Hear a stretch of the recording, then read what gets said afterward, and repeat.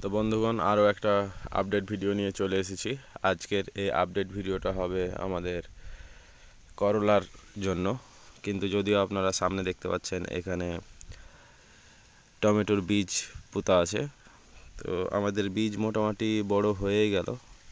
তো শুরুতে আপনাদেরকে টমেটোর বীজগুলো একটু দেখিয়ে নিই, তারপরে আমরা করলার প্রসঙ্গে আসছি। তো টমেটোর বীজ দেওয়া ফেলা হয়ে গেল মোটামুটি 5-6 দিন। আর আপনারা দেখতে পাচ্ছেন যে অসংখ্য পরিমাণ বীজ কিন্তু অলরেডি জার্মিনেট হয়ে গেছে। বৃষ্টিও চলে এলো গো। আর এই বৃষ্টির জন্যই সুন্দর করে এভাবে ঢাকার ব্যবস্থা করে রাখা হয়েছে, যাতে বৃষ্টিতে আমাদের কোনো ধরনের ক্ষতি না হয়। তো যেটা বলছিলাম যে আজকের ভিডিওটা করলাকে উদ্দেশ্য করে। তো আম দেখতে পাচ্ছেন, কাটিমন আম। তো আজকে ভাবছিলাম যে আমরা আমাদের করলাতে স্প্রে করব। আর এটা আমাদের তৃতীয় স্প্রে চলে। মোটামুটি গাছের বয়স 15-20 দিন হলো। যেহেতু 15-20 দিন হলো, সেহেতু আমরা আজকে স্প্রে করব হচ্ছে ওবেরন দিয়ে। এটা বায়ার কোম্পানির একটা প্রোডাক্ট। ওবেরনের কাজ হচ্ছে মূলত যত ধরনের মাকড় আছে সেই মাকড়টাকে নিশ্চিহ্ন করে দেওয়া জমি থেকে এবং করলার গাছ থেকে। তো ওবেরনের মাত্রাটা হচ্ছে যে আমরা 1 মিলি করে দিব প্রতি লিটার পানির জন্য। সো আমার 2 জার পানি লাগবে, সেক্ষেত্রে আমাকে 40 ml এটা ইউজ করতে হবে। এবং ওবেরনের সাথে আমরা অবভিয়াসলি আজকে দিব মোভেন্টো। এটাও বায়ার ক্রপসের একটা প্রোডাক্ট। আর এই মোভেন্টোর কাজ হচ্ছে জাব পোকা, সাদামাছি জাতীয় যে ইয়েগুলো আছে, কীটগুলো আছে, এগুলোকে নাশ করা। তো এই মোভেন্টো কীটনাশকটাও খুবই বেশি কার্যকরী। তো মোভেন্টোতে আছে স্পাইরোমেসিফেন,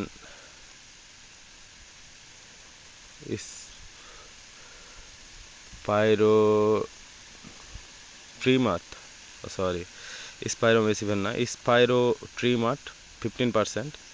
হ্যাঁ, তো এটার দাম আমার কাছে নিয়েছে হচ্ছে 250 টাকা। আর আমরা যদি ওবেরনের কথা বলি, তো ওবেরনের প্রাইসটা নিয়েছে হচ্ছে এটা একটু বেশি নিয়েছে মনে হলো 350 টাকা। তো এই দুইটা দিলেই আমাদের করলার ক্ষেতের যত ধরনের মাকড় আর কীট আছে সব নাই হয়ে যাওয়ার কথা। এই জন্যই মূলত আমরা দিব। এর আগের ভিডিওতে আমরা করলার ভিডিওটা করেছিলাম, কিন্তু করলার গাছগুলো দেখানোর চেষ্টা করেছিলাম আপনাদেরকে, কিন্তু ওইটা করা হয়নি, ভিডিওটা আপলোড করা হয়নি। তো ওইটার একটা আপডেট দিয়ে দিব, করলার গাছ কত বড় হলো, কী অবস্থায় আছে, এটা দিয়ে দিব। তো আজকে আমরা তৃতীয় যে জিনিসটা দিব, এটা হচ্ছে আমেরিকান NKPS। হ্যাঁ, তো এটা একটা সার জাতীয় জিনিস। এখানে বিভিন্ন ধরনের সারের যে উপাদান আছে সেগুলো আছে। তো এটাও খুবই কার্যকরী একটা জিনিস। আর NPKটা অবভিয়াসলি আমরা 1 লিটার পানিতে 5 গ্রাম হারে দিব। তো আমার যেহেতু 2 জার লাগবে, তো 90 গ্রাম দিতে হবে। এ হচ্ছে ব্যাপার।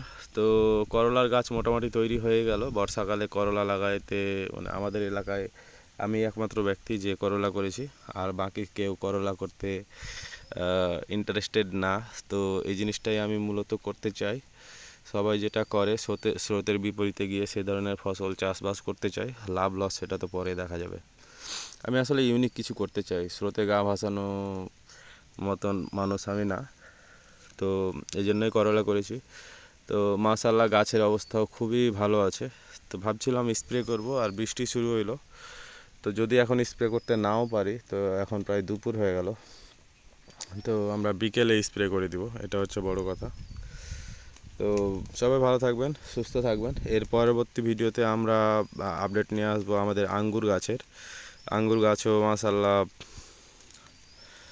জ্বর করা শুরু করেছে এবং টুকটাক চলছে। গ্রোথটা একটু কম আছে, বাট কী করলে গ্রোথ বাড়বে এই নিয়ে নেক্সট ভিডিওতে আমরা নিশ্চয়ই আঙ্গুরের ভিডিওর আপডেটটা দিব। তো আমরা এখন মূলত 3টা ফসলের দিকে অগ্রসর হচ্ছি।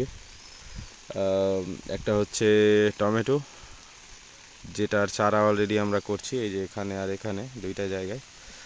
আর আরেকটা হবে হচ্ছে করলা, যেটা অলরেডি আমাদের লাগানো হয়ে গেছে, 20 থেকে 25 দিন বয়স চলছে।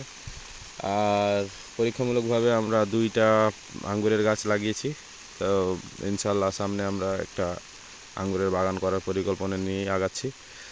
তো এই 3টা বিষয় নিয়েই আপডেট আসতে থাকবে। আর নতুন কিছু যদি করি তাহলে তো সেটা আপনাদেরকে জানাবোই। সবাই ভালো থাকেন এবং সুস্থ থাকেন। আল্লাহ হাফেজ।